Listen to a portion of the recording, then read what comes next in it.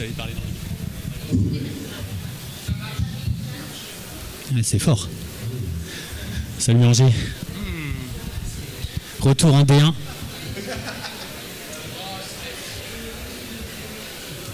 On peut fêter quand même. Tiens, voilà. Un petit drapeau du SCO. Salut Morgane, ouais, chacun sa fréquence. Pas plus haut, c'est bien comme ça. Ça marche. Ouais, super. Là, c'est un caisse. Bon, on est bon. Alright. T'as un micro de casse clair, toi, je crois. Ouais, merci. Et rien, aucun jeu n'est pas l'heure. C'est bon? Peut-être je peux vous baisser quand même. Bah, si tu veux un test, voilà, t'en penses quoi? J'en pense qu'il faut parler là, quoi, en face. Ok, je vais essayer. Alors, tu me dis le top, Romain?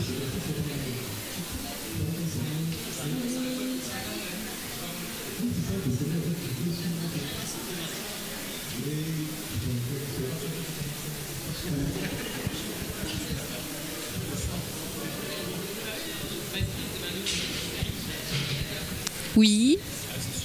C'est bon?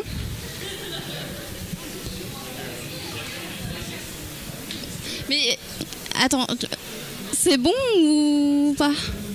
Ouais, là je peux commencer? Romain, t'enregistres là? Oui. Ok. Alors après un micmac électronique, voilà. Alors, on va pouvoir commencer la table ronde donc autour de l'art en littérature de l'imaginaire. Je remercie Morgane, Floriane et Frédéric d'être présents parmi nous. Donc Morgane Stankiewicz, c'est ça? Voilà. Donc Floriane Soulas, deux autrices, et puis Frédéric Dupuis, auteur et éditeur. Donc pour commencer, j'aimerais bien qu'on parte déjà sur une définition de l'art. Qu'est-ce que vous en pensez? Comment vous le définissiez? Alors c'est une discussion que j'ai eue avec des amis pendant des soirs, et des soirs, et des soirs, où on n'arrive pas à arriver à une définition. Il y a des questions comme quoi l'art serait différent de l'artisanat, voilà, ce qui est une évolution du langage, parce qu'initialement c'était exactement la même chose. Et au final, je ne sais pas, c'est bien une des premières fois que je peux dire ça sur un sujet, s'il faut absolument le définir. C'est très compliqué de poser des mots qui soient définitifs dessus et comment vraiment imposer quoi que ce soit sur le sujet. Donc, ce qui compte pour moi dans l'art, c'est tout le rapport émotionnel qui le rap et ce qu'il va provoquer. Et je sais ce que l'art peut provoquer chez moi. Après, ce qui est en tant que tel, je préfère ne pas me prononcer et garder quelque chose de presque de l'ordre du spirituel sur la question, et qui d'ailleurs rejoint beaucoup les racines et les origines de l'art de manière plus globale. C'est à moi? Je pensais que c'était toi qui allais nous donner une définition de l'art, mais en fait pas du tout. Et non, et non. Du coup, je pensais que j'allais pouvoir dormir un peu, mais en fait pas du tout. Mais je suis un peu d'accord avec Morgane, je pense que c'est assez difficile Enfin, en fait, il nous faudrait faire une thèse sur le sujet, presque, ça serait intéressant. Mais j'avais dit que je parlerais pas d'IA, mais je vais en parler parce que... parce qu'en fait, quand il y a eu toutes ces histoires avec les IA, et ben, je me suis mis à réfléchir à l'art et à qu'est-ce que c'était. Et notamment parce que j'ai lu, mais j'en parle tout le temps, mais j'ai lu une novella de Zelazny qui s'appelle Le temps d'un souffle, je m'attarde, qui parle de ça. Et c'est des robots qui se demandent en fait qu'est-ce qui définit l'humanité des robots, quoi. Et en fait, la seule réponse qu'ils trouvent, c'est l'art. Je vous conseille d'aller la lire, elle est vraiment super. Mais du coup, j'ai réfléchi et je me suis dit, mais en fait, en tout cas pour moi aujourd'hui, et je pense que c'est une définition qui est changeante dans le sens où, comme disait Morgane, en fait, c'est tellement vaste et tellement personnel aussi que c'est pas quelque chose qu'on peut vraiment figer d'une certaine manière. Enfin, tu vois, c'est assez personnel aussi. Mais pour moi, l'art, c'est une intention. c'est l'intention de l'artiste, c'est sa vision qui est transmise pour générer quelque chose chez les gens. Et c'est pour ça que les IA ne feront jamais d'art pour l'instant, c'est parce qu'elles n'ont pas d'intention. En tout cas, les IA telles qu'on les voit aujourd'hui, on me dit est-ce que les IA font de l'art? Non, elles ne font pas d'art en fait. Elles n'ont pas d'intention créatrice, il n'y a pas de vision ou de désir de transmettre quelque chose. Et pour moi, c'est ça l'art, c'est le désir de transmettre quelque chose de toi ou de l'artiste et de le donner à l'autre qui va l'interpréter de sa manière, mais voilà, de donner quelque chose, une vision, une pensée, une idée, un mal-être, quelque chose, et de susciter une réaction chez l'autre. Je définirais l'art comme ça pour l'instant. Ça changera peut-être dans quelques années, mais pour l'instant, c'est ça. Moi, ce que je vois, c'est qu'il y a, à mes yeux, trois définitions dans mon école, dans la façon dont j'ai été formé, on va dire, à l'histoire de l'art, etc.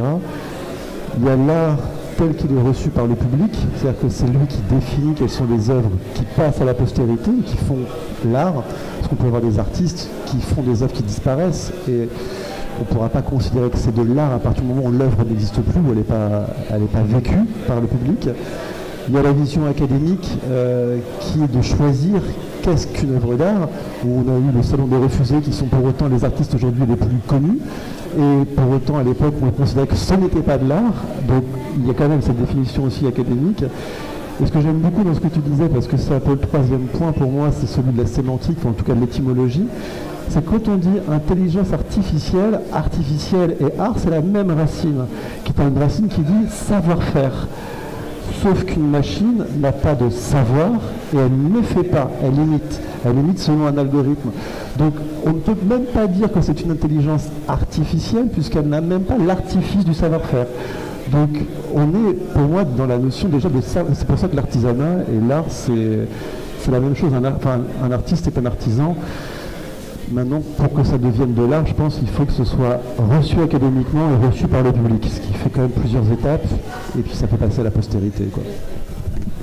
Et pour poursuivre, j'aimerais bien qu'on aborde la création d'une œuvre. Donc, la création d'une œuvre.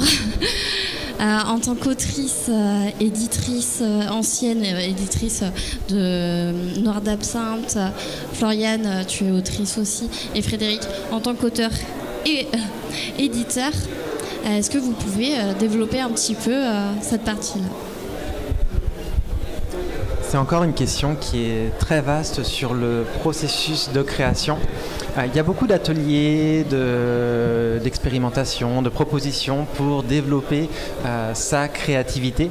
Et du coup, qu'est-ce que c'est que la créativité? Comment est-ce qu'on écrit un livre? Alors, on va rester sur le livre. Alors oui, c'est mettre des mots les uns à la suite des autres. Ok, on a dit ça, voilà, c'est la façon de faire n'est pas forcément très originale et même c'est l'une des plus simples. C'est l'un des arts les plus simples, l'écriture. On a 26 lettres et des espaces, avec quelques caractères. Et c'est tout. Ça suffit à créer de l'émotion et à créer des choses très fortes ou au contraire d'une vacuité sans nom. Donc c'est vraiment très intéressant, c'est que le moyen est très léger et qu'on l'utilise d'ailleurs pour plein d'autres choses. C'est-à-dire que les autres arts, ça va moins être ça. Quand on fait de la musique, on va pas avoir une utilisation pratique au quotidien de ça. Ça pas dans les mêmes dimensions que l'écrit qui est fondamental dans notre société. Et donc, qu'est-ce qui différencie la littérature, l'écrit en tant que tel, du quotidien et j'ai envie de dire du profane? Parce que j'ai abordé tout à l'heure la question de la spiritualité et on est déjà dans ces dimensions-là. Ce qui pour moi est intéressant, c'est une citation de Rémi de Gourmont qui a dit ça à Nathalie Barnet au début du XXe, c'est qu'il faut écrire avec sa vie. Et donc, pour écrire, il faut vivre des choses, vivre des émotions, avoir une richesse intérieure, donc développer sa richesse intérieure, développer son jardin quelque part intérieur, son univers, sa personnalité, creuser en soi et se développer humainement pour avoir en fait des choses à dire, parce qu'écrire c'est facile, écrire des choses profondes, puissantes et qui viennent de loin et qui soient à la fois très intimes, très personnelles et universelles, c'est là que ça demande du travail et c'est pas forcément un travail sur la langue, sur le fait de faire des exercices, sur tout ça qui sont très intéressants, mais ça va être de vivre et d'expérimenter des choses profondes et puissantes pour pouvoir les retranscrire. Ça ne veut pas dire partir à l'aventure au bout du monde, ça peut, c'est pas forcément le cas, mais en tout cas le voyage il peut être à la fois physique et il peut être et il doit être intérieur. Les deux vont très bien ensemble, pas nécessairement encore une fois, encore que pour pouvoir créer, je pense que c'est ça, c'est aller chercher sa matière, la prima materia, donc là on parle d'alchimie, la matière première, et la matière première c'est de la vie, c'est de l'expérience, et je pense que être artiste, avant d'émettre une œuvre, c'est poser sur le monde un regard, en tout cas une intention, on y parle aussi, et il y a une dimension, encore une fois, alchimiste, de transformation du réel, d'abord par le regard, par le vécu, par la façon dont on perçoit le monde, pour pouvoir après le retransmettre aussi avec cette vision, avec cette transformation. Et donc c'est un double échange de réception, de réceptivité et après d'émission. Et là encore une fois, on revient, je vais parler encore philosophie, on vient dans les dynamiques yin-yang qui sont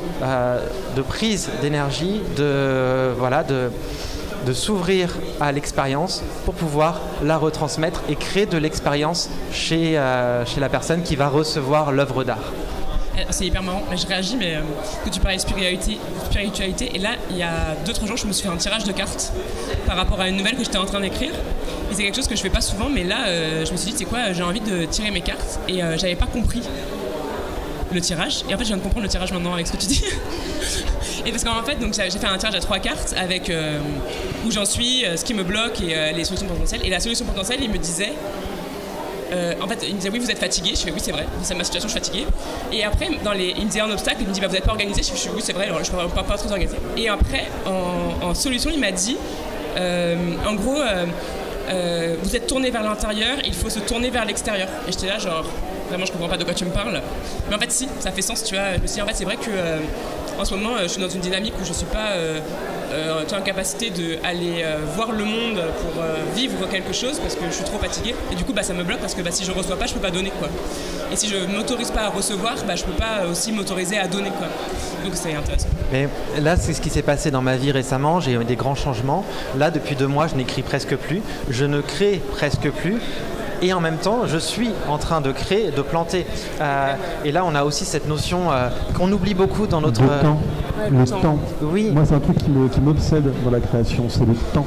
Le temps, en fait, qu'on lui laisse. C'est-à-dire, en fait, le temps de maturation, le temps d'observation, le temps d'expérimenter les choses et de pouvoir de vivre aussi, hein. Voilà, de vivre et puis de pouvoir trouver comment... en prenant le temps justement de laisser mûrir, de maturer les choses en soi pour pouvoir justement les exprimer et trouver l'essence de ce qu'on a, de ce qu'on veut faire ressortir et puis qu'est-ce qui est important dans ce qu'on a vécu. Donc je trouve que la notion de temps, et c'est là où je trouve qu'elle est passionnante dans l'art, c'est qu'elle est presque anticapitaliste. C'est-à-dire qu'en fait, elle va à l'encontre. Elle n'est pas productiviste. Voilà, elle n'est pas productiviste. Elle ne va pas dans ce système social. C'est pour ça que l'art, quelque part, il a un peu une forme de rébellion face à notre société d'aujourd'hui. C'est-à-dire faire de l'art aujourd'hui, c'est presque être en rébellion. Parce qu'en fait, ça veut dire qu'on a décidé que le temps n'aurait pas la valeur pécuniaire qu'on a décidé de lui donner. Il a une valeur d'expérience, une valeur intérieure. Ce qui est exactement tout le contraire qu'on nous vend depuis qu'on est gamin, qu'on a grandi, on est tous nés dans les années 80, avec cette idée qu'il fallait absolument faire quelque chose d'utile dans la société, alors que avant de faire de l'utile, il faut déjà savoir faire de l'inutile. Il faut déjà pouvoir l'accepter, ça, et pouvoir le transformer. Et moi, je trouve que c'est passionnant. Et je peux continuer. Tu disais qu'on a tous un peu appris en autodidacte et que tu vois, il y a une partie vraiment d'artisanat aussi dans ce qu'on fait, quoi. Et moi j'ai remarqué, mais je pense que vous l'avez aussi vu, qu'en fait une des questions qu'on nous pose le plus souvent en tant que créateur, c'est d'où viennent les idées et comment on a les idées pour créer. Et en fait moi j'ai eu l'impression que maintenant que je me suis professionnalisée, entre guillemets, j'ai intellectualisé et j'ai artisanalisé plein de trucs de l'écriture qui ont perdu une magie un peu, tu vois. Avant, je faisais des choses hyper intuitivement et parce que ça me semblait logique. Et maintenant, j'y pense, je me dis, ah, mais je vais faire ça comme ça parce que je veux faire ça. Et en fait, on a perdu un truc et je me dis, en fait, l'origine de l'idée, c'est un peu le dernier bastion du mystère qui me reste, genre, que j'ai pas encore réussi à intellectualiser ou à trouver. Et je me dis, en fait, il faut arrêter de faire ça. Ouais, il faut arrêter de chercher. Réussi, en fait, hein. Bah, si, il y a des gens, ils disent, moi, ça m'arrive de dire, bah, des fois, j'ai des nouvelles, en fait, j'ai fait un rêve. Ça m'arrive, tu vois. Mais je me dis, en fait, je veux plus répondre à cette question-là parce que c'est un peu. C'est ce truc un peu, tu vois, que tu disais de l'intime, presque spirituel ou de où ça vient. Et c'est vraiment, je pense qu'il faut même pas essayer de chercher. Il faut que ça reste un peu mystérieux, quoi. Et puis il faut que ça garde sa spontanéité. Ouais, c'est ça. En fait, il faut qu'à un moment, ça s'impose à nous. Donc, en général, quand il y a une idée de texte, tu peux en parler à tout le monde, l'idée d'un texte, elle s'impose. C'est-à-dire qu'en fait, des fois même, elle n'arrive pas au bon moment. C'est-à-dire que tu es en train de travailler sur autre chose, mais il y a un moment où cette idée-là, elle prend le pas parce que c'est son moment. C'est la somme de la vie. Exactement. Qui a trouvé voilà, il y a une équation qui se forme et à un moment, bah, c'est comme ça. Et ça demande, oui, à vivre et à laisser faire les choses et à accepter d'être aussi.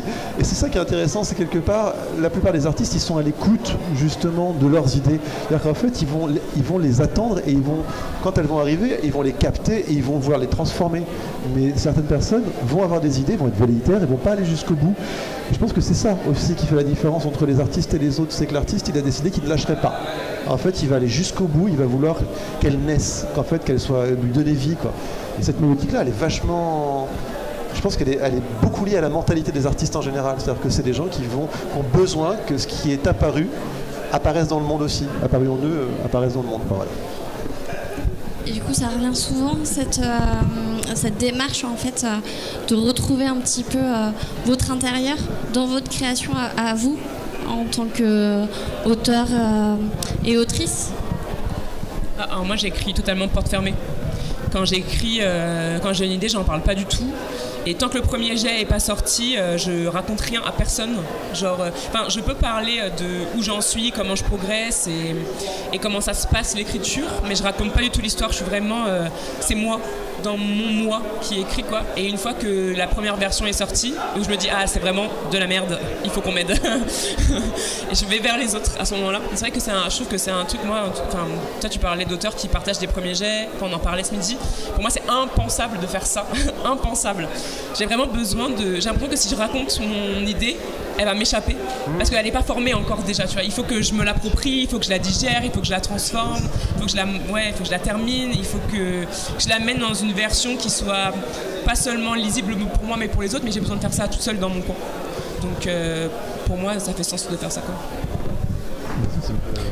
Moi, c'est pas du tout le cas. Je pense que je suis aussi très extraverti dans le monde. Du coup, je me nourris énormément des rencontres, des discussions, des échanges. Et c'est un flow permanent. Et là, j'étais dans le train, entouré de bruit, entouré de monde. J'ai un poème qui est sorti, qui est né d'une discussion. Et c'est très bien, en fait. Il y a des textes que je vais écrire chez moi, où je vais pas forcément parler. Il y en a d'autres où je vais raconter toute l'intrigue avant, puis je vais la changer. L'idée est indépendante. Je n'ai aucun problème à partager en fait ce registre de l'intime, mais je n'ai pas trop de soucis à partager mon intimité globalement avec mes proches. Donc, comme la plupart des proches à qui je peux confier mes textes, avec qui je vais avoir ces discussions, sont des personnes qui me connaissent intimement, qui connaissent mes failles, qui connaissent mes blessures, qui connaissent mes désirs, qui connaissent mes pulsions, qui au moins ont conscience et connaissance de tout ça. Donc au final, quand je leur parle des textes, oui, ça fait sens. Et puis souvent aussi, je suis assez perché comme personne, donc de toute façon, les personnes vont être... oui, ça a l'air intéressant, continue. Mais comme je vais chercher des choses qui sont finalement très, très intimes, par essence, elles sont difficiles à partager avec même des personnes qui me connaissent bien. Donc je vais leur en parler, je vais avoir des retours, des avis. Oui, ça m'intéresse, oui, ceci, oui, tu peux creuser ça, oui, c'est une bonne idée. Mais sur le fond, sur l'intimité, sur l'essence même de mon âme, ça n'a aucune espèce d'influence parce que de toute façon c'est tellement fort et ancré que ça va émerger de la façon dont ça devra émerger. Et puis si ça n'émerge pas et que ça se casse la gueule, c'est que ça devait se casser la gueule et c'est pas un souci. Je suis d'accord. Il y a des choses qui n'ont, il y a des choses, il y a des œuvres dont tu sais qu'elles ne doivent pas aboutir. C'est-à-dire en fait qu'elles sont par essence inachevées. C'est-à-dire en fait d'ailleurs elles sont, des fois tu peux les reprendre plus tard, elles peuvent revenir plus tard dans ta vie parce que tu es plus prêt finalement pour leur donner vie. Mais c'est peut-être pas toujours le moment. Tu peux avoir l'idée maintenant, mais ne pas être prêt à la mettre en œuvre. Je sais que moi en plus j'ai un rapport très particulier à tous les personnages que je peux mettre en scène. J'ai besoin qu'ils soient le plus loin possible de moi. En fait, que j'ai l'impression de sortir de moi. Si j'ai pas cette impression, je ne peux pas faire. C'est-à-dire qu'en fait, je ne peux pas parler de moi. Ça ne m'intéresse pas. En fait, ce serait trop facile. Je trouverais que c'est comme une faiblesse. En fait, pour moi, ce serait un échec. J'aurais l'impression d'être resté là où j'étais déjà. Et qu'en fait, je faisais que décrire là où j'étais, alors que pour moi, la puissance de l'imagination, c'est justement de pouvoir faire ce trajet, s'imaginer dans la peau de quelqu'un d'autre, s'imaginer dans la pensée de quelqu'un d'autre, essayer de comprendre quelle est sa façon de penser, un peu comme ils font dans le profilage quand ils font pour le tueur en série, pour essayer de comprendre comment est-ce qu'il fonctionne, pour essayer de deviner son crime suivant. Et moi, j'essaie de deviner comment le personnage pense, alors pas pour son meurtre, parce que je fais pas de meurtre, mais pour sa phrase, sa prochaine réplique. Qu'est-ce qu'il va répondre? Mais ce personnage-là, pas moi. Parce que moi, je pourrais répondre. On me donne une phrase, voilà, j'ai ma réplique. Et souvent, je prends beaucoup de temps à essayer de refaire le cursus de comment cette personnalité pense. Et je trouve que c'est... Enfin, pour moi, c'est une façon de sortir de moi aussi. Mais tu penses pas qu'il y a quand même un peu de toi dans tous les personnages? Si. Mais c'est ça qui est tordu. C'est mon extériorité à l'intérieur. C'est-à-dire, en fait, c'est comment j'imagine la pensée de l'autre. Donc finalement, j'essaye de m'éloigner de moi. J'avais fait un exercice une fois que j'avais trouvé passionnant. En fait, je ne sais pas si vous avez déjà fait de l'écriture automatique. Et le principe de l'écriture automatique, c'est aussi justement d'aller faire quelque chose qui, supposément, n'a pas de sens. En fait, on part du principe qu'on va essayer de... Et j'avais vraiment travaillé dans l'idée de m'éloigner, d'être vraiment quelque chose qui n'avait pas de sens pour moi. Vraiment le minimum de sens. Et puis, je l'ai mis de côté et je l'ai relu, je crois, 10 ou 15 ans plus tard. Et quand je l'ai relu, j'y ai vu toutes mes frontières de l'époque. En fait, tout ce qui était ma limite à l'époque, tout ce que je pensais être justement en dehors de moi, mais c'était pas en dehors, c'était simplement ce qui était à la limite de l'extérieur, enfin de ce que je pouvais comprendre du monde. Et en fait, c'est comme si d'un seul coup, je me voyais en creux, j'étais à l'intérieur, je ne parlais pas de moi, j'étais pas là, mais c'était toute la bordure. Et j'ai trouvé ça très intéressant, parce que je me rends compte que j'ai encore ce travail de bordure à toujours chercher, mais tu as raison, au milieu, c'est toujours nous, on ne bouge pas. Mais la notion de ce qu'on écrit, et pas forcément qu'en écriture automatique, moi ça me le fait aussi avec la plupart de mes textes, je trouve qu'il y a une dimension prophétique et autoprophétique dans les textes et dans l'écriture. C'est-à-dire que ce qu'on écrit aujourd'hui, ça peut être le nous de demain. Et ça, je m'en suis vraiment rendu compte en analysant et en des textes du passé, voir où est-ce que j'en étais aujourd'hui, à quel point ça reflétait des choses sur moi. Et plus le temps a avancé, plus j'ai fait ce travail aussi d'introspection, d'intériorisation, plus j'ai pu raccourcir ce temps en fait entre l'écriture de la prophétie et sa réalisation. Et là je parle de prophétie, bon, autant je déteste ça dans les livres de fantasy, autant quand on l'aborde sur ce plan-là, c'est passionnant. Finalement ça répond aussi beaucoup à la question des mythes, où dès les premiers mythes on était sur cette écriture de prophétie qu'on ne sait pas interpréter sur le moment, et comment est-ce qu'on arrive à se comprendre soi à travers l'écriture. Et c'est en ça que je pense qu'il ne faut pas du tout minimiser la part thérapeutique de l'écriture. C'est-à-dire que quand quelqu'un est en dépression, en burn-out, il n'est peut-être pas en phase d'écrire, mais dès qu'il sera en possibilité, alors d'écrire ou de créer en général, il faut lui mettre l'art entre les mains, parce que justement, ça sera peut-être beaucoup plus efficace à court et à long terme que de le massacrer avec des médocs. Parce que ça va avoir un effet hyper cathartique et hyper justement ce côté auto-prophétie, c'est-à-dire ce moment où on va s'auto-révéler des choses et elles vont pouvoir prendre corps, et littéralement prendre corps, parce qu'une œuvre, c'est toujours un corps, hein. Que ce soit un livre, une sculpture, un tableau, une musique, même un parfum, c'est un corps. Donc il y a toujours cette maïotique, cette existence, enfin, cette naissance de l'œuvre qui est extérieure à soi, mais qui vient de l'intérieur de soi, et qui fait qu'en le regardant, justement, tu vois, ce côté prophétique, cette image que ça nous projette de nous, est-ce qu'on redécouvre de nous en le voyant de l'extérieur? Est-ce que les gens découvrent de nous aussi de l'extérieur? Moi, je trouve ça passionnant quand, en tant qu'éditeur, là, je parle vraiment, quand tu prends un texte, que toi, tu as vu quelque chose, que tout le monde le voit, et que d'un seul coup, les gens se regardent sur l'auteur. Parce que toi, tu l'as eu, ce regard sur l'auteur, dès le départ. Tu as vu cette chose en lui, et d'un seul coup, tu te rends compte que tout le monde va le voir. C'est-à-dire, en fait, va voir ce qu'il a donné au monde, et c'est une vraie révélation. Toi, la révélation, elle est là aussi, je trouve. En fait, ça me fait peur ce que tu dis, parce que je me dis, mon Dieu, mais qu'est-ce que ça dit de moi? C'est quoi le moi qui arrive, tu vois? Il est traumatisé visiblement, mais ça m'a fait ça quand j'ai publié Rouille, parce que j'ai écrit cette histoire sans y penser. Vraiment, elle était là depuis, j'avais l'impression tout le temps, donc j'ai gerbé un peu cette histoire-là, vraiment. Et quand je l'ai envoyée en maison d'édition, par les canaux traditionnels, 2 jours après, je me suis réveillée en pleine nuit. Et je me suis dit, oh mon Dieu, j'ai envoyé une histoire de pute à des gens qui ne me connaissent pas. Ils vont jamais vouloir me publier, tu vois. Et j'étais là, genre, oh, mais qu'est-ce que j'ai fait? Et en fait, ils vont lire ça, ils vont dire, mais Floriane, elle est comme ça, c'est bizarre et tout. Et en fait, je me suis dit, bon, bah, de toute façon, maintenant c'est fait, Inch'Allah, tu vois. Mais vraiment une espèce de prise de conscience, genre, oh mon Dieu, mais qu'est-ce que ça va dire de moi à ces gens qui ne me connaissent pas et comment ils vont recevoir ce truc-là, quoi. Mais c'est ça, vraiment, tu vois. On a une image très horrible, je sais. Et ça m'a fait ça avec Tonnerre, le dernier, où je me suis dit, je pense pas que les gens qui me rencontrent ont une image de moi qui ressemble à ce que j'ai mis dans Tonnerre, quoi. Où je suis pareil assez extravertie, plutôt souriante, où je fais beaucoup de blagues et tout, et en fait j'ai écrit un livre qui est hyper déprimant et qui en fait me ressemble beaucoup, et je me suis dit, mon Dieu, est-ce que les gens vont comprendre que c'est moi ça aussi, et comment ils vont recevoir ça de moi, et comment ça va changer leur regard sur moi aussi de lire ça. Et d'ailleurs c'est vrai que j'ai eu beaucoup de retours de gens qui me disaient, ah mais moi je te connaissais et je m'attendais pas à lire ça de toi, et est-ce que ça soit aussi violent et aussi difficile. Et alors que moi je trouve que c'est le livre qui me ressemble le plus en fin de compte, ou en tout cas qui a été le plus dur à écrire, parce que ça venait vraiment consciemment de moi, ce truc là, quoi. Et c'était dur à écrire, dur à donner, enfin dur dans tout, quoi. C'est quelque chose qui est très intéressant, le rapport qu'a l'autre avec soi. C'est que je me suis rendu compte à travers mes livres que plus ça allait, plus j'enlevais des masques. Et mes premiers textes, il y avait une protection aussi qui venait de l'imaginaire, où effectivement je mettais de la distance. Plus ça a été, moins j'ai mis de distance entre moi et le texte. Aujourd'hui j'écris de la poésie, la distance, comment dire, elle n'est plus du tout là.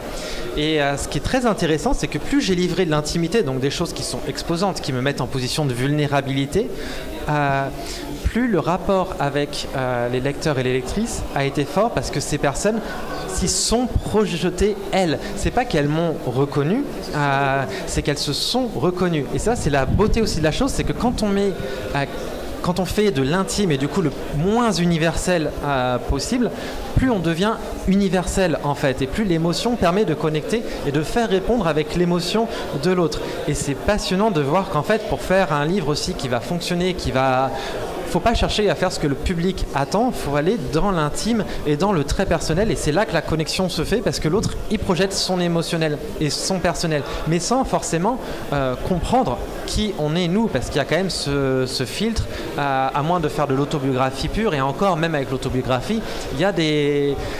Voilà, il y a des choses, on sélectionne, on choisit. Donc même avec du journal ou de l'autobiographie, c'est pas si évident que ça. Il y a quand même une distance malgré tout, même si on essaye de l'enlever. Mais voilà, c'est passionnant de voir ce lien. Je me rappelle, au début, je trouvais que j'avais du mal avec la notion de sincérité. Je me demandais pourquoi est-ce que tout le monde parlait toujours de la sincérité d'une œuvre. J'avais du mal à comprendre cette notion. Je me dis, mais sincère, ça veut dire quoi? Enfin, ils l'ont fait sincèrement, ils ont sincèrement fait l'œuvre. Donc il n'y a pas de problème de sincérité. Enfin, je ne voyais pas où il y avait une démarche qui était malhonnête ou honnête ou quoi que ce soit. Et j'ai compris qu'en fait, la sincérité qu'on attendait de la part de l'auteur, c'était cette mise à nu-là.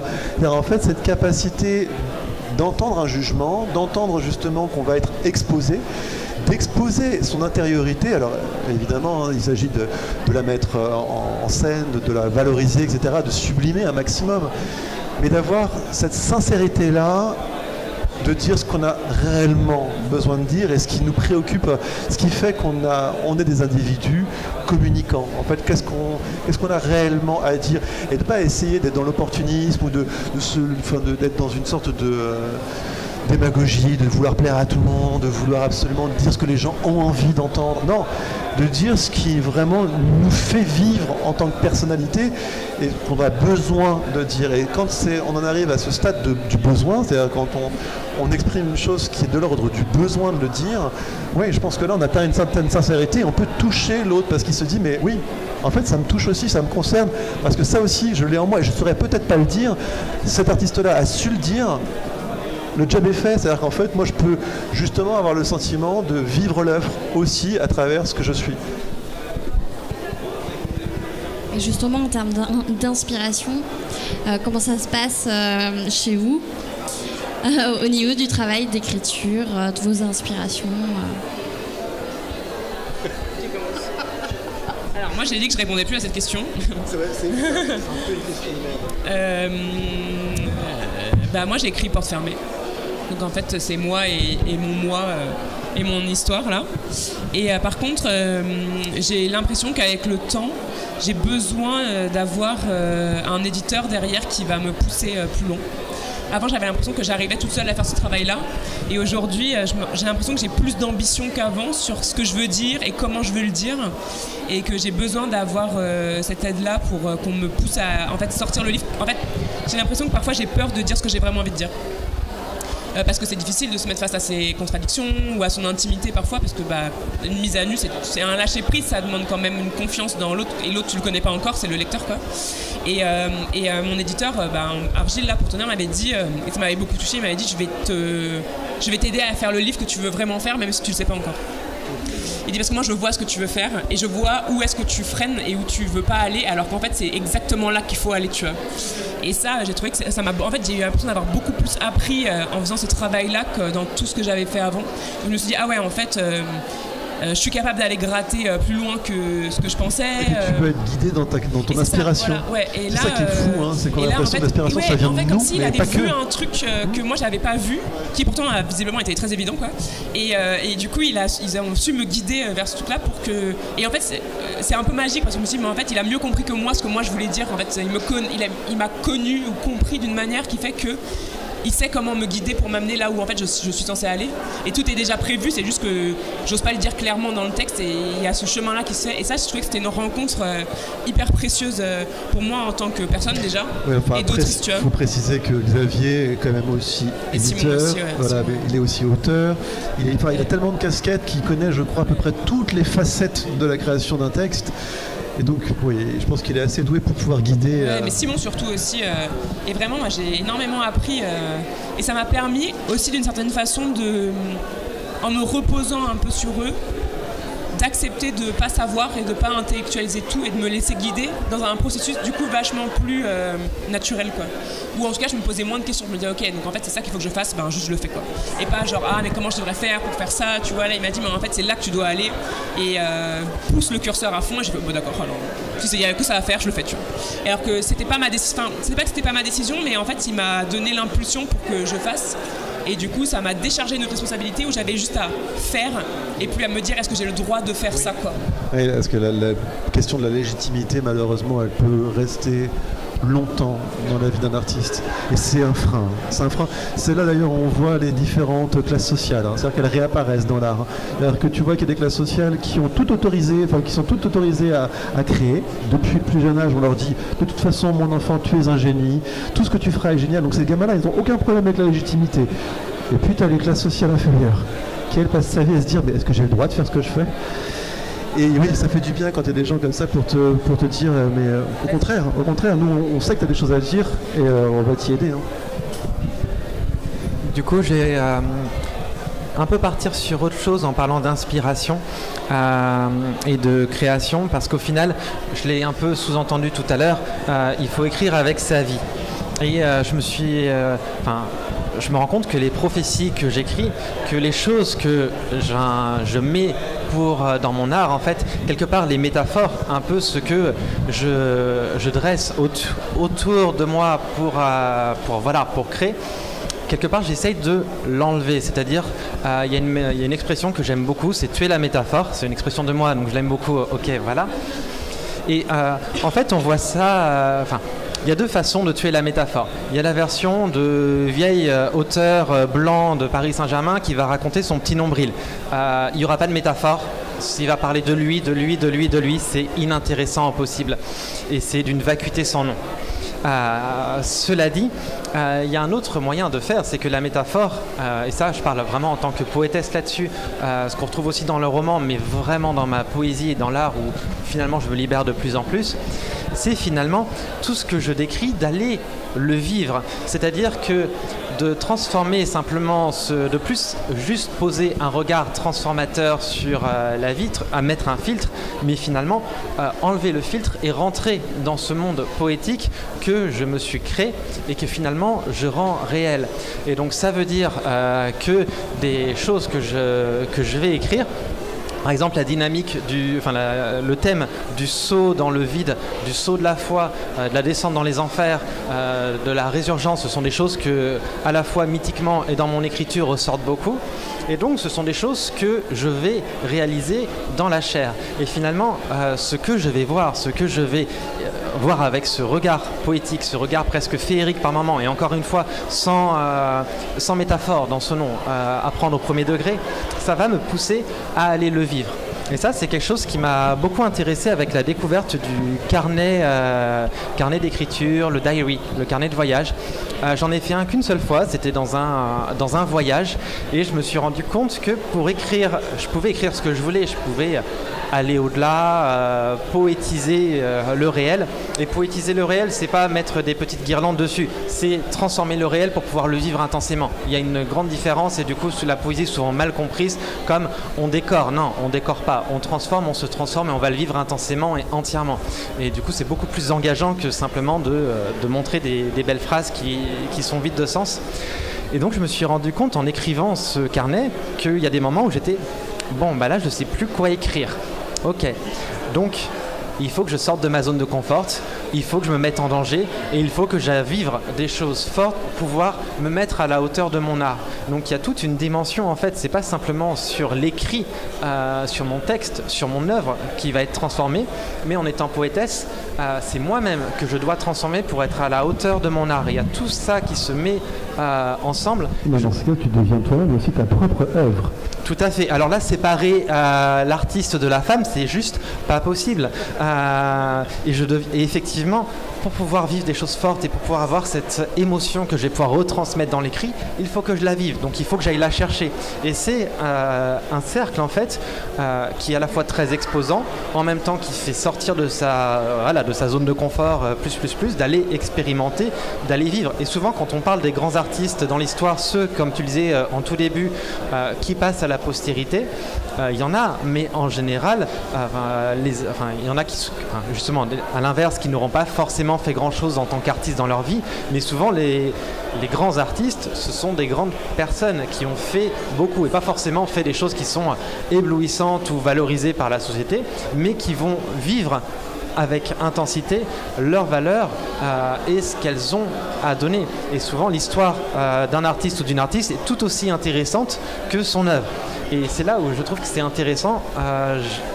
J'ai envie, je fais tout pour que mon histoire personnelle soit aussi intéressante que mes écrits. Et c'est pour ça qu'à la fin, plus ça avance, plus finalement il y a une fusion qui se fait, sans rentrer dans l'autobiographie exhibitionniste non plus, mais la vie que j'ai doit refléter mon art et réciproquement. La sincérité du propos. Comment ? La sincérité, tu es vraiment dans un Totalement. principe de sincérité de propos. Après, sur l'inspiration, moi j'ai juste un truc, parce que c'est mon vécu, mais moi je suis d'une famille d'athées, vraiment très athée, hein, c'est-à-dire que j'ai eu aucune éducation religieuse, j'ai pu faire mon chemin et ma route, on m'a laissé faire, mais moi vraiment j'ai pas de terreau religieux dans mon entourage, et donc j'ai pas tendance à avoir de religiosité nulle part, en fait, j'ai pas ça, voilà, sauf dans l'inspiration. C'est la seule chose qui garde toujours une dimension, ça m'échappe. Quelque chose qui nous échappe toujours, c'est marrant parce que Lionel Davoust, il explique que tu peux te mettre en condition. C'est-à-dire en fait, tu peux te conditionner à trouver l'inspiration tu peux. Alors il donne plein d'exemples. Il a fait un texte là-dessus justement sur un artiste qui cherche l'inspiration, donc il va aller la chercher en picolant, en se mettant à part, etc., en créant des conditions pour créer. Et c'est vrai, c'est vrai que ça peut fonctionner, mais il y a toujours un petit truc qui t'échappe. C'est-à-dire que pourquoi là, à ce moment-là, ça prend. Et pourquoi d'un seul coup tu as des idées qui jaillissent et puis ça peut durer, ça peut sortir comme ça pendant 10 minutes et puis à un moment le flow s'arrête. Et j'avoue que pour moi c'est la chose la plus mystique que j'ai jamais connue. C'est-à-dire que si au moins j'ai pas de mysticisme dans ma vie, j'ai ça. C'est-à-dire que ça c'est le moment où ça cesse d'être logique. C'est-à-dire qu'il n'y a pas, je peux pas y coller que de la logique. C'est-à-dire qu'il y a quelque chose de l'ordre du... C'est marrant parce que récemment j'ai lu des essais d'écriture de Philippe Pullman qui sont très bien, ils sont pas traduits en français mais ils sont très bien et il parle de ça à un moment et en fait il a décrit comment il avait des idées et je me suis totalement reconnue dans ce qu'il a dit et c'est ce qu'il dit, il dit en fait lui il est hyper athée. En fait il écrit contre la religion, il déteste la religion, mais vraiment quand tu lis Les Royaumes du Nord c'est anti-religieux au possible quoi. Et il en parle tout le temps et en plus il est souvent invité à parler dans des trucs religieux et il dit mais moi je vais pas vous parler de Dieu parce que j'y crois pas, c'est vraiment une absurdité. Et il dit par contre quand il a une idée, il dit c'est comme si pendant l'espace de quelques secondes j'étais connecté à l'univers tout entier. Exact. À tout d'un coup. C'est ça. Et moi je me suis dit moi j'ai ça et moi je disais ah mais moi je vois la matrice et ça dure 10 secondes et pendant 10 secondes j'ai l'impression d'être Néo et je me dis ah mais en fait tous les liens sont si évidents, tout est là et ça s'arrête, et t'en perds la moitié mais t'as la moitié qui reste qui est suffisante mais t'as vraiment cette sensation d'être connecté à tout, à l'herbe, à la terre, à tout et c'est très bref et hyper intense et t'as une perte tout le temps quand ça s'arrête, tu sais que t'auras pas tout retenu. Et c'est comme des espèces de bouffées, un peu, moi j'appelle ça des espèces de prises de conscience métaphysique, tu vois, où genre, je me reconnais beaucoup dans ça. Et ça prend sens, enfin, les choses prennent sens d'un seul coup. Et c'est pas long. Non. Mais c'est très comme une fulgurance. Voilà, c'est ça. Ouais. Et cette fulgurance-là, une fois que tu l'as, tu essaies de la tenir. Mais ça laisser aller et venir. Ça ne peut pas tenir éternellement, parce qu'en plus c'est accaparant. C'est-à-dire qu'en fait, tu n'arrives plus à être concentré sur autre chose, hein. Le reste du monde disparaît, c'est-à-dire que ça prend le pas sur ta conscience. Donc c'est très compliqué des fois je trouve de... Mais quand ça arrive, c'est l'impression d'être un peu béni de quelque chose, tu vois, genre c'est vraiment, t'as reçu l'aval de l'univers. Et je me suis même demandé si le sentiment de religiosité n'était pas arrivé avec le sentiment d'art, avec le sentiment de création générale.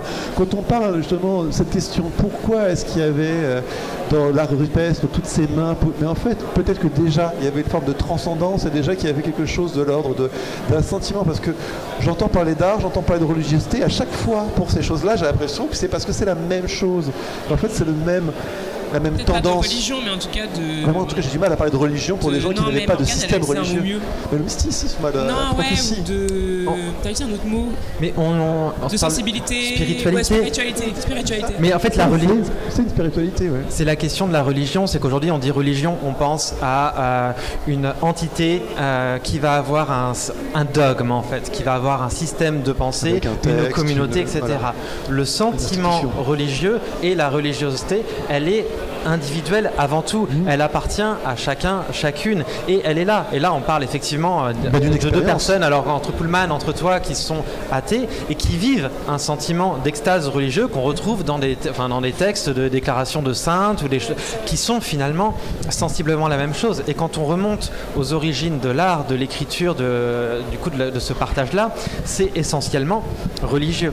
Et c'est vrai que pendant des années, moi j'ai été plutôt contre l'art religieux, je comprenais plutôt l'art profane. Enfin voilà, j'étais plutôt anticlérical, on va dire, et je le suis toujours à un certain degré, même si je suis profondément religieuse.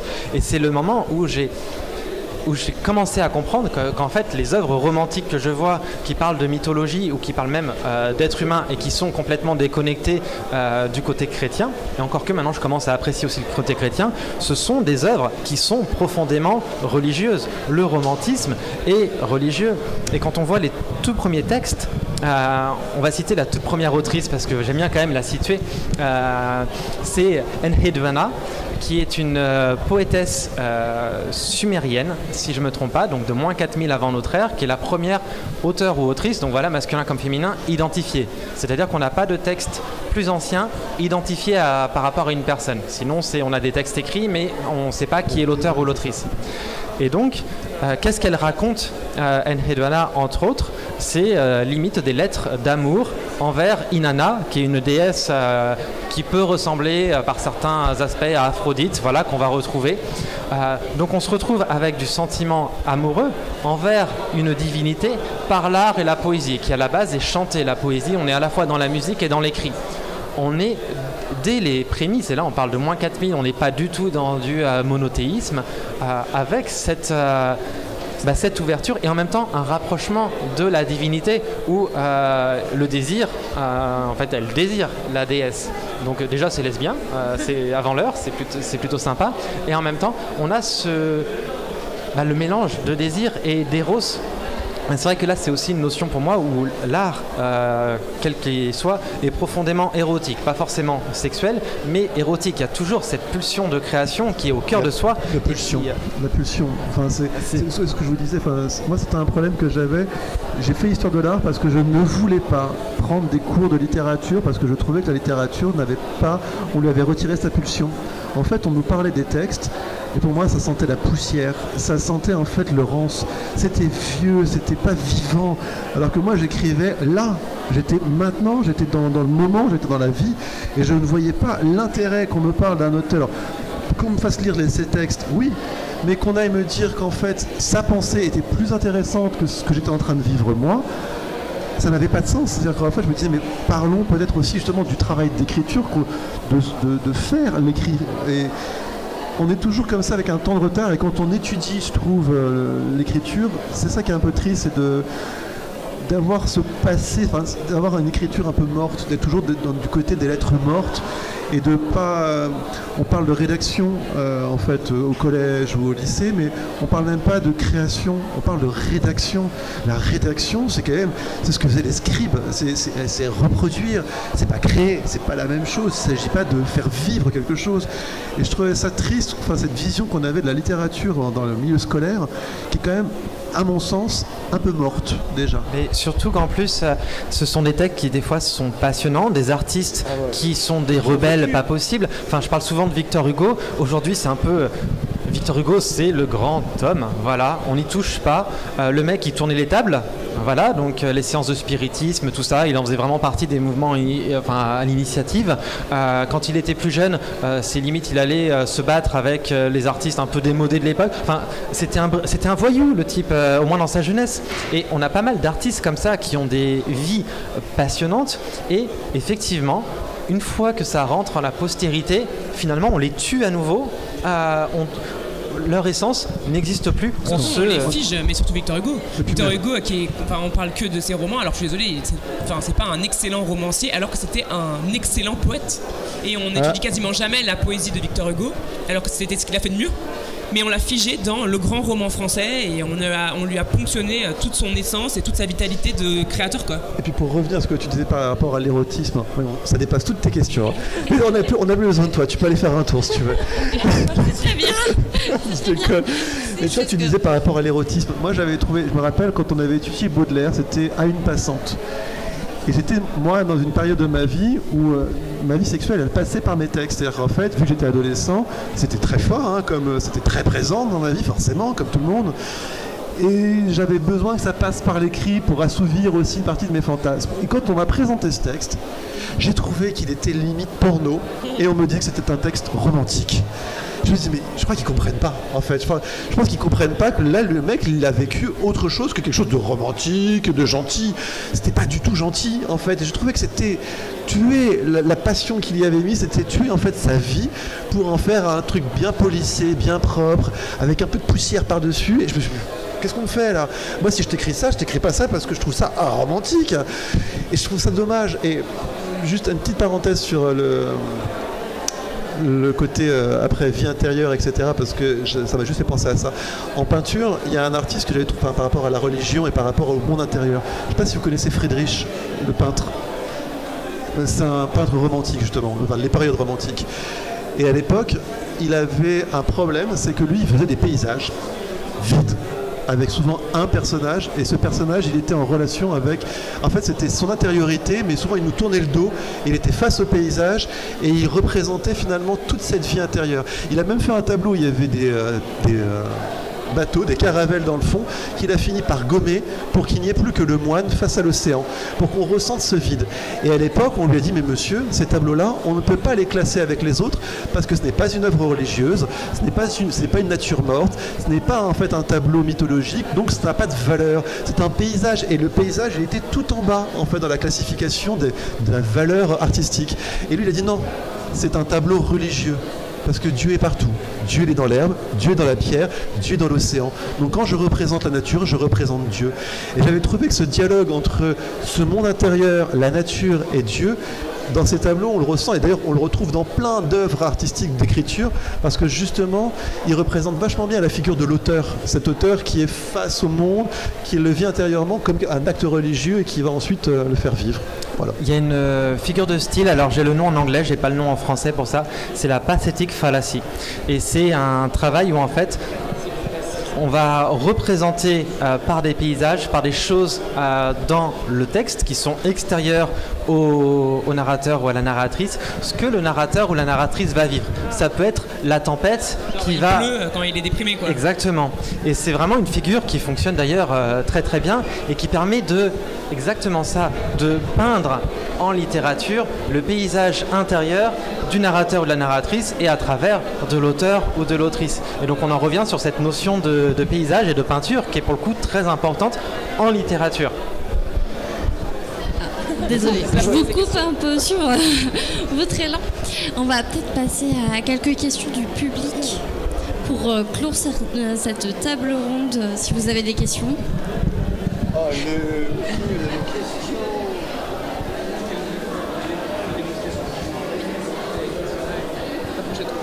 L'ours.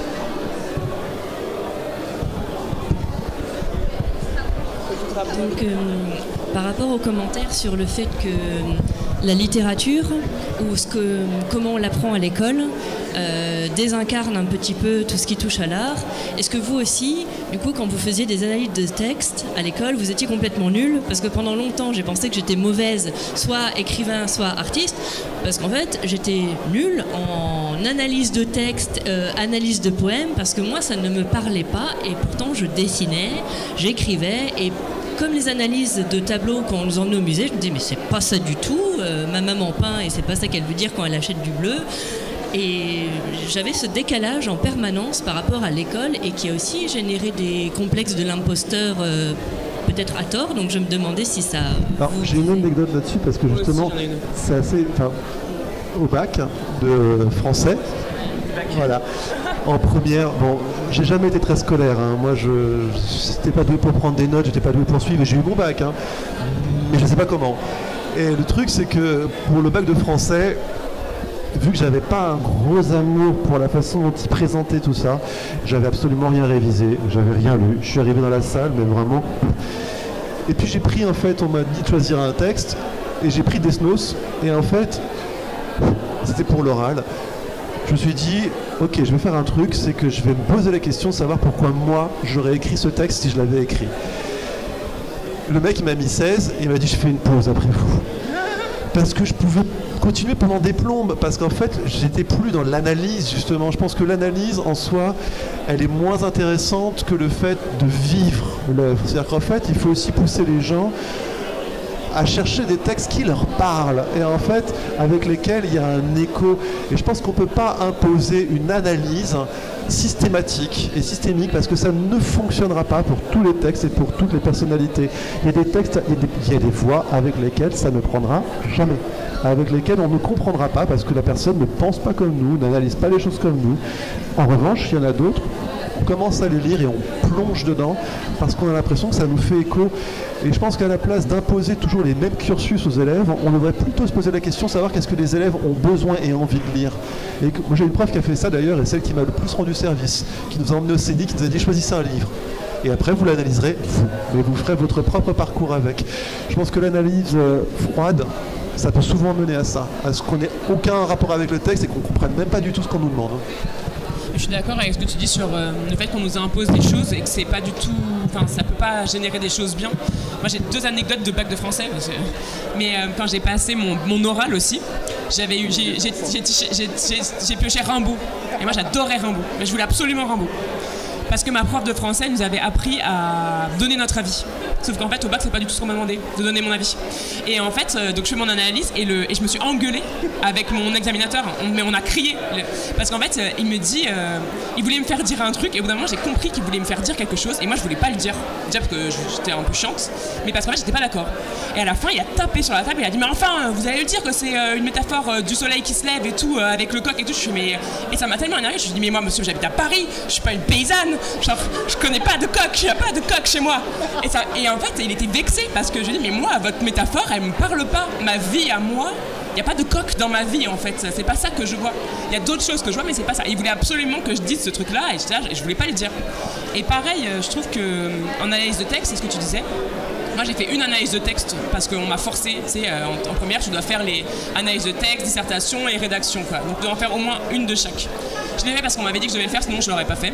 Parce que, pareil, en fait, on me demandait de régurgiter l'analyse d'une personne que je connaissais pas sur un texte où il avait décidé que l'auteur avait dit quelque chose sans lui demander son avis. Donc, maintenant, je me rends encore plus compte maintenant que j'écris, tu vois. Et en fait, mon plus grand regret, c'est d'avoir choisi la dissertation au bac et pas la rédaction. Parce qu'en fait, on m'avait appris, et j'avais appris, que les seuls trucs sérieux, c'était la dissertation. Et que si tu voulais une bonne note, il fallait que tu fasses tes preuves avec une dissertation, et que l'écriture d'invention, c'était vraiment le parent pauvre de l'épreuve du bac, tu vois. Et moi, quand j'ai vu le sujet, je me suis dit, oh, mais moi, j'ai des histoires à raconter, mais c'était pas le sujet noble, donc il fallait que je fasse une dissertation. Et au final, j'ai eu une note assez moyenne en français, alors que j'étais excellente en français, quoi. Et je me suis dit toute ma vie, j'aurais dû prendre le risque d'invention au bac, tant pis, tu vois. Quitte à avoir 14, j'aurais pu au moins écrire une histoire cool. Et ça a été un de mes grands regrets, c'est de ne pas avoir fait ça, mais parce qu'en fait, on nous apprend que la création et la créativité, c'est pas ça qu'on doit faire. On nous dit non tout le temps. Et c'est dommage parce que c'est trop bien et ça nous suit après pendant super longtemps, tu vois. Je vais répondre aussi parce que moi j'adore l'analyse. Mais je déteste l'analyse comme elle est faite à l'école. Et je suis complètement d'accord, j'ai eu 5 en dissertation, bac. Moi j'aimerais bien apprendre à faire de l'analyse de texte, vraiment. Quoi. Et pour moi l'analyse c'est quoi ? Ça va pas être ça va pas être qu'est-ce que l'auteur a voulu dire. C'est qu'est-ce qu'il y a comme symbolisme universel, et souvent c'est culturel, on va retrouver des symboles, on va retrouver des choses qui émergent de l'inconscient dans la littérature, dans les œuvres. C'est Baudelaire qui disait que le poète marchait dans une forêt de symboles. Et on va retrouver énormément de choses dans les textes. Il va y avoir moi j'adore qu'on m'analyse des textes. J'ai eu des lectrices qui m'ont sorti des choses. C'était waouh, je l'avais pas vu, c'était pas ma volonté, donc on s'en contrefout de la volonté de l'auteur là-dessus. Mais c'est vrai, c'est puissant, c'est intéressant, c'est stimulant. Et en fait, ça va être déjà qu'est-ce qu'on va ressentir par rapport au texte. Ça, tu l'as dit, je vais pas répéter, mais je suis complètement d'accord. Et en même temps, le symbolisme, qu'est-ce qu'on a dans les rêves ? On va avoir le même symbolisme qu'on va retrouver. On est ancré dans une culture, dans une civilisation. On va avoir du symbolisme chrétien, on en parlait, qu'on le veuille ou non. On va avoir du symbolisme gréco-romain. On va avoir ces choses-là et des choses peut-être des fois plus anciennes, des choses celtes aussi. On va avoir tout un environnement culturel qui est très riche et qui a énormément de choses à nous dire. Là, tu parles du soleil, on s'en fout du coq. Par contre, toute la symbolisme de qu'est-ce que ça représente un soleil dans son intériorité, qu'est-ce que c'est que le soleil pour soi. Tu parlais de tirage de cartes tout à l'heure.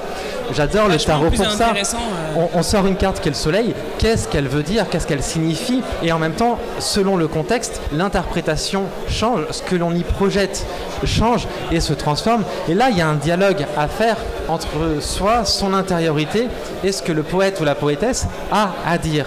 Et a, pas forcément voulu dire, mais a exprimé. Et là, c'est très riche. Mais c'est impossible dans un cadre de formel et académique. Fait, on te fige une seule possibilité d'interprétation du symbole. Et en plus, elle est con. Ouais, voilà ça. Et alors qu'en fait, justement, il aurait dû me dire, ah oui, d'accord, mais pourquoi vous voyez ça dans le texte, tu vois, qu'est-ce que ça évoque chez vous, pourquoi ce truc-là ? Non, il m'a dit, il faut qu'il y ait un coq, il faut que tu parles du coq, tu vois. Surtout comme si en plus il pouvait y n'avoir qu'une seule analyse d'un texte. Ça, c'est flippant aussi. Ah, mais surtout, t'imagines pas, non mais attends, l'audace de dire, je sais ce que Rimbaud a voulu dire. Oui. Alors, personne ne l'a connu. Même lui ne savait pas, tu vois. C'est fort quand même. Hein. Franchement, je personne n'était là et comment il n'y a pas consensus, quoi. Allez, on va arrêter là. On va se faire virer. Pour cette table ronde, merci beaucoup à tous les trois. Merci. Merci beaucoup.